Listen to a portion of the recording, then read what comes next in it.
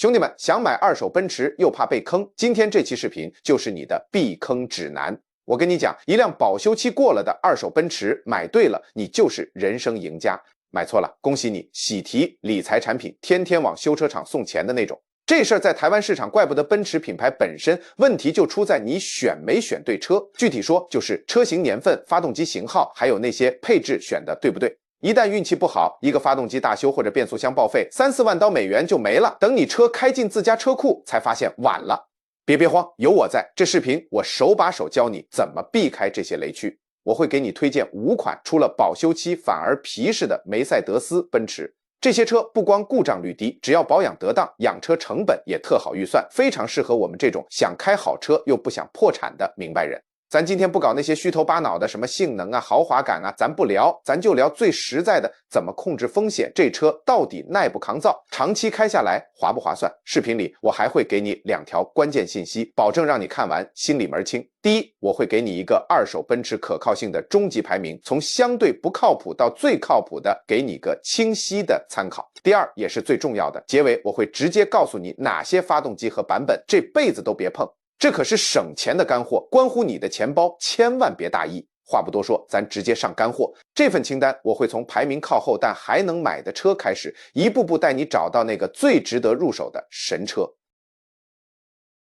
首先介绍的是2012至2014年款的梅赛德斯奔驰 C 级 W2004。嘿，哥们儿，要是你打算淘一台2012到2014年的奔驰 W204C 级，那第一步也是最重要的一步，就是看它的心脏，也就是发动机。选对了，你的用车生活就稳稳当当；选错了，那后期保养维修的开销可真不是闹着玩的。首选 C350 V6 自然吸气才是王道，我首推你找 C350。它那台 3.5 升 V6 自吸发动机代号 M276， 配上7速 G-Tronic 变速箱，开起来差不多有302马力，马力数字不是重点，重点是这颗发动机的机械结构特别简单，在美国市场也经过了无数车主的验证，可靠性杠杠的。你想想，奔驰早期 W204 的那些毛病，比如爱坏的电气模块、总出问题的悬挂，厂家后来都给解决了。所以只要你买的是2012年之后保修期过后的后期车，开起来就稳多了。它这 V6 发动机最大的优点就是没负担，没有涡轮，没有混动，热负荷小，特别皮实。在美国跑个15万英里，快24万公里，不大修发动机的例子一抓一大把，前提就是按时换油。但这车也不是没有小脾气，当然也别一听 V6 就觉得天下无敌。它也有几个通病，心里得有数。一，进气歧管执行器偶尔会出点小故障。二，渗油发动机的垫片和气门盖盖子，时间长了可能会有点油渍，不严重但得注意。三，机脚垫就是发动机支架磨损了会导致怠速抖动，换掉就好。好消息是这些都是已知问题，维修成本相对透明，关键就2个字，早发现。购车前怎么把风险降到最低，别光看着车漆锃亮，得动真格的。买车前的检测得找专业师傅，用电脑做个全系统深度扫描，不光看发动机有没有故障码，所有模块都得查一遍。还有换油周期别信厂家宣传的1万公里，老老实实按5000到7000英里、8000到11000公里来。变速箱也别忘了低速多开开，感受一下换挡有没有冲击感，冲得狠了80%是磨损了。最后的雷区，坚决别碰4缸涡轮增压。兄弟，听我一句劝，这台车上的4缸涡轮增压版本故障率明显高于 V6， 什么正时链条、高压油泵、涡轮增压器，哪一样坏了维修费都是大几千级别的，是后期最大的财务风险。总结一下， W204C 级算不上奔驰历史上最耐用的车，但它也不是火坑，只要你挑准年份，认准 V6 发动机，并且能拿出完整保养记录，那它就是一个风险可控的好选择。记住，我们的目标是管理风险，而不是消灭风险，这才是玩二手奔驰该有的心态，让你在享受豪华的同时，心里也踏踏实实。嘿，想买台二手奔驰，又怕日后修车钱包受伤？接下来给你聊一款老将，2013到2015款的梅赛德斯奔驰 GLK 350。它凭什么能进省心耐开的推荐名单？说白了就俩字儿，可靠。咱先说它的核心动力总成。官方点叫 3.5 升自然吸气 V6 发动机，配上7速自动变速箱。咱用大白话翻译一下，这车没有跟风上小排量涡轮增压，也没有搞复杂的混动系统，它用的就是这套奔驰在美国市场跑了多年的成熟技术，劲儿足，而且特别皮实。说白了，这颗心脏干活的热量和机械压力小，不容易出大毛病，保修期过后出故障的风险也就低了。GLK 350的另一个大优点就是化繁为简，很多大号奔驰 SUV 为了搞各种高级功能，弄了空气悬挂、自适应底盘，结果这些玩意意儿坏起来维修费能把人吓跑，但 GLK 350很硬核，基本没这些娇气的配置，所以你发现没，保修期过了它照样能跑，在美国跑个16万英里，约25万公里以上很常见，只要正常保养，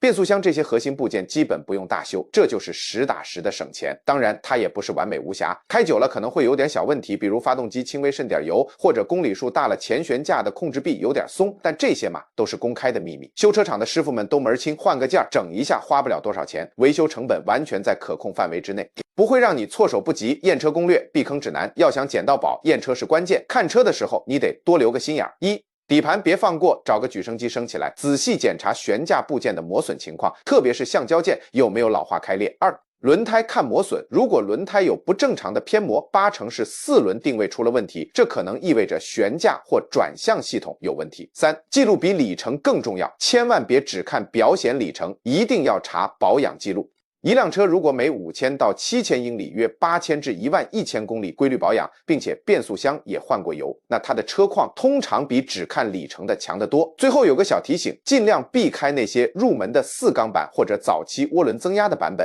这些车型不仅选择少，而且违背了 GLK 平台简单可靠的核心优势，性价比不高。总结一下，这台 GLK 350就是一台稳字当头的奔驰，它不像那些花里胡哨的新款，买得起但未必养得起。GLK 350的优势在于它的后期成本可控、可预见。虽然保养费不是奔驰里最便宜的，但你基本不会遭遇天价维修，很少会有惊喜等着你。对于想迈入奔驰门槛又不想后期太折腾的朋友来说，它是一个非常实在、有担当的选择。在本榜单的中间位置，梅赛德斯奔驰 E GW 2012至2014年款展现出明显更高的长期保障。我得说，它在咱们的可靠性榜单里绝对是个优等生，属于那种让人心里特别踏实的车。为啥这么说呢？这一代 E 级在奔驰自己心里，甚至很多车迷看来，都是在美国市场最均衡、最成功的一款。它解决了刚上市时的一些小毛病后，整体表现非常稳。如果你想选，我个人最推荐的是俄50版本。它的心脏是一台 3.5 升 V6 自然吸气发动机，型号 M276， 与一台7速手自一体变速箱 7G Tronics。这套组合拳数据上大概有302匹马力，日常开高速上动力输出非常线性，跟脚完全够用，也不会像现在的小排量涡轮那样跟你闹脾气。它的真正价值在哪？就3点：车架结构扎实，发动机调校保守，全美到处都能找到零件，这就意味着这车开起来有高级感，坏了也好修。跟现在的新E级不一样，这代车特别纯粹，它不搞那些花里胡哨的小排量涡轮增压，也没用早期的轻混系统，就凭这一点，它的长期可靠性就赢在了起跑线上。你看那些实际跑下来的车主数据，很多俄50跑到18万英里，接近29万公里以上，发动机和变速箱内部都没动过大刀，只要保养的跟上，基本就是小修小补，不伤大雅。这种可预测性对于想买台二手车怕后期花钱无底洞的朋友来说简直是定心丸。当然再好的车也有需要注意的地方，这几点你必须清楚。一、发动机凸轮轴调节器如果保养没按时做，这东西可能会磨损，得留意。二、电子模块偶尔会有小毛病，最多的就是跟车灯有关的模块亮个故障灯，一般不碍大事儿。三、后悬挂公里数一大，后面的摆臂衬套这些橡胶件会老化，属于正常消耗。好消息是，这些问题的发生都挺有规律，极少会突然把你扔在半路。打算买之前，别光看外表，得像大夫看病一样望闻问切。一、变速箱重点是低速行驶时的平顺性有没有顿挫感。二、保养记录必须查，确认机油是不是按时按量换的，这是发动机的命根子。三、电脑扫描别只扫发动机和变速箱，车身电脑和舒适系统模块也得一并检查，很多潜在的电子小毛病藏在这里。四、配置选择，奉劝一句，驾驶辅助那些高科技配置看着爽，但后期维修起来也贵，配置越简单，长期持有越省钱。五、柴油版 Bluetex， 如果不是那种保养记录能摞起来2尺高的柴油车，我真心不建议碰，因为后期的排放系统维修能把之前省下的油钱都给你赔进去。说白了，如果你预算有限，又想体验奔驰的豪华和质感，这台2012款的俄50对比奔驰的入门级车型，比如 C 级，绝对是个质的飞跃。它的机械基础已经经过了市场充分验证，老化过程有迹可循，维护成本也在可控范围内。对于一台中型豪华轿车来说，这就是一个稳健低风险的聪明选择。一旦过了原厂保修期，它的可靠性优势就体现得淋漓尽致，妥妥的能进咱们放心车的推荐榜单里。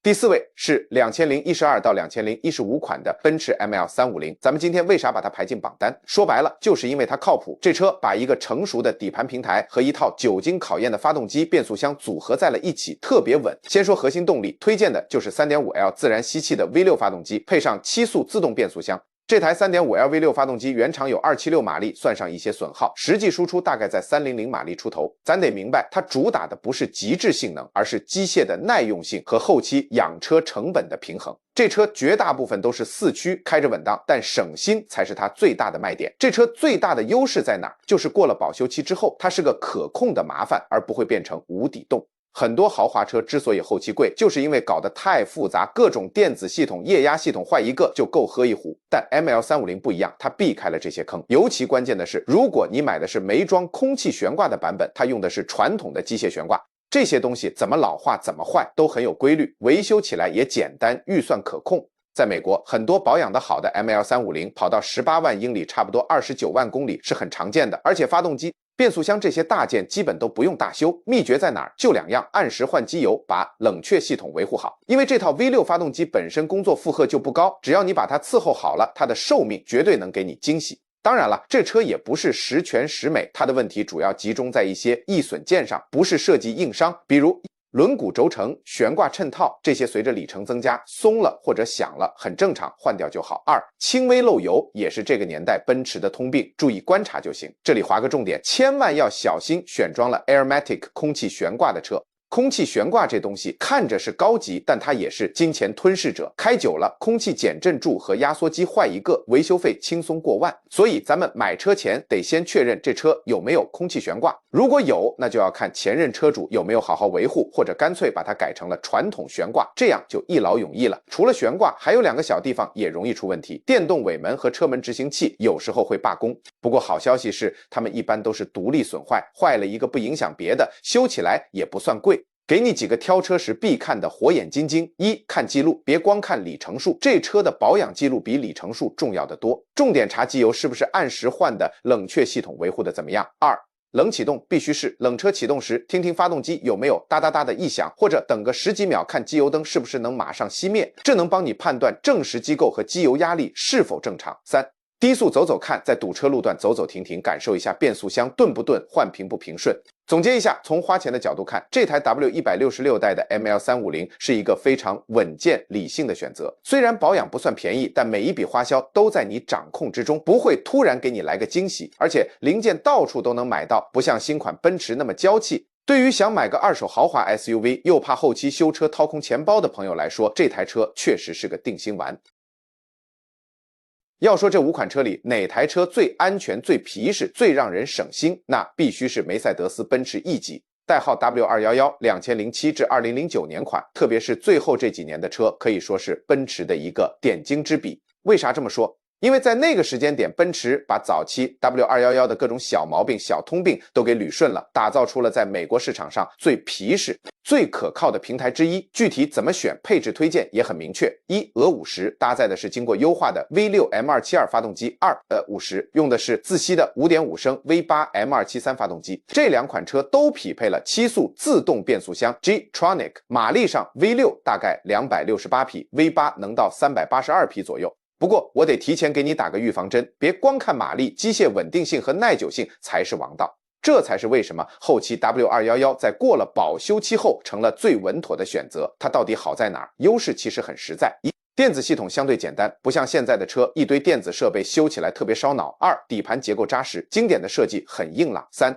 发动机无花活，没用涡轮增压，也没有特别复杂的排放控制系统，结构简单，意味着更可靠。早期 M272 发动机呢的平衡轴问题是众所周知的，但放心，你选的后期年份07至09年基本都解决了。只要你按时保养，不管是 V6 还是 V8， 跑个20万英里约32万公里不大修，完全不是问题。实车情况怎么样？从美国车主的反馈来看，这些车确实衰老得慢，出问题通常是渐进而可预见的，比如某个部件老化了，不会突然就给你个惊喜，让你花大钱。当然也不是完全没有问题，但都在可控范围内。比如一、悬挂件开得久了肯定会磨损，这是常规操作；二、SBC 刹车系统，这个时期的 W211 正在淘汰它，了解一下就行。三、漏油，老了之后一些垫片老化可能会渗油，但不算大毛病。四、空气悬挂，如果你选了带空悬的这个系统，需要多关注一下。但说实话，这一代的空悬比后期的简单多了，也好维护。最关键的一点是，这些通病保养手册、论坛里都聊烂了，任何一个独立的奔驰修理厂都能搞定。这意味着你的长期维护成本是可控的。买车前一定要做足功课，找个靠谱技师好好检查。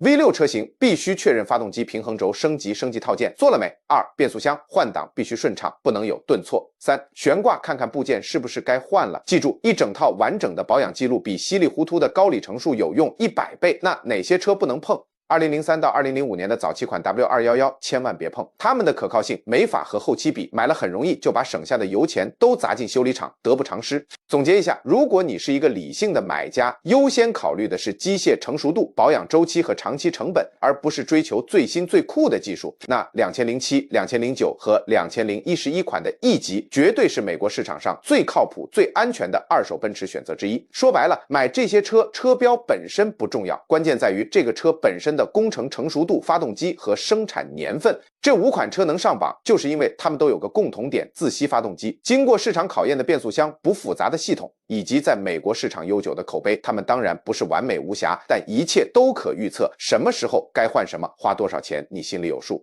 这种透明度才是保护你钱包的根本。记住这几个简单的技术要点：